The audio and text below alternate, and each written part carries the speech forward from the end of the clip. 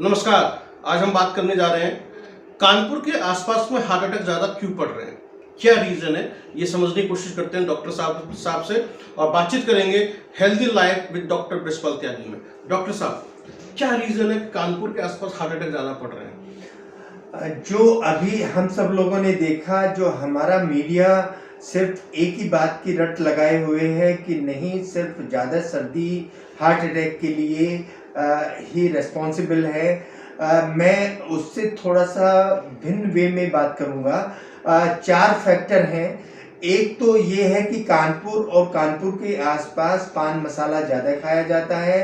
पान मसाले से ऑक्सीडेटिव स्ट्रेस होता है, ऑक्सीडेटिव स्ट्रेस से बैड कोलेस्ट्रॉल बढ़ता है और बैड कोलेस्ट्रॉल जब बढ़ता है तो खून की धमनियाँ हमारी छोटी होती हैं, वो उनके ऊपर जम जाता है।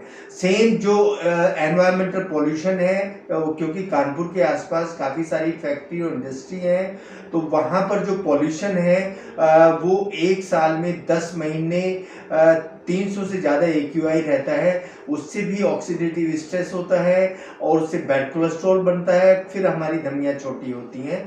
और जो ये पोस्ट कोविड एरा है, इससे माइक्रो एम्बोलिज्म बनता है और उससे भी हमारी धमनियाँ पतली होती हैं। और फोर्थ है कोल्ड वेव जी। तो ये 4 फैक्टर हैं जो हमें कानपुर के लिए कंसीडर करने चाहिए और जो कानपुर में हो रहा है। डॉक्टर साहब, आप हमें ये डायग्राम के थ्रू समझाइएगा। आइए डायग्राम के थ्रू समझने की कोशिश करते हैं कि कैसे काम करता है और कैसे ये आपके जीवन के लिए खतरनाक है। कोविड एरा है, उससे माइक्रो एम्बोलिज्म बन रहा है। माइक्रो एम्बोलिज्म हमारा इसको नैरो करता है, खून की जो नस है।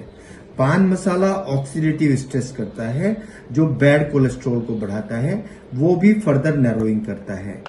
एनवायरमेंटल पॉल्यूशन ऑक्सीडेटिव स्ट्रेस को बढ़ाता है और वो भी बैड कोलेस्ट्रॉल को हाई करता है और जो ये है खून की नस, उसको नैरो करता है। कोल्ड वेव भी इसको और नैरो करती है।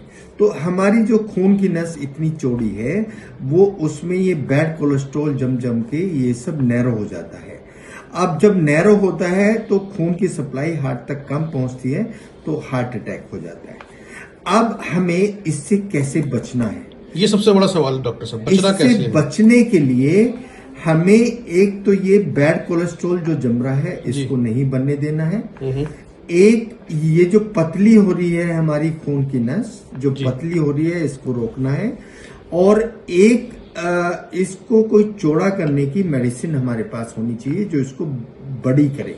ठीक है। तो इसमें अगर हम ये सारी चीजें हटा देते हैं तो ये बैड कोलेस्ट्रॉल नहीं बनेगा। बैड कोलेस्ट्रॉल नहीं बनेगा तो ये नैरो नहीं होगी। तो अभी आपने समझा डायग्राम के थ्रू, जिस तरह से डॉक्टर साहब ने समझाया कि ये किस तरीके से काम करता है। डॉक्टर साहब, इस पूरे डायग्राम में मेरी जो दो चीजें समझ में आती हैं, एक तो आपने डिस्प्रिन का जिक्र किया, डिस्प्रिन आपके पास होनी चाहिए। दूसरा पान मसाला। तो ये डिस्प्रिन जो है वंडर ड्रग कैसे है इसमें?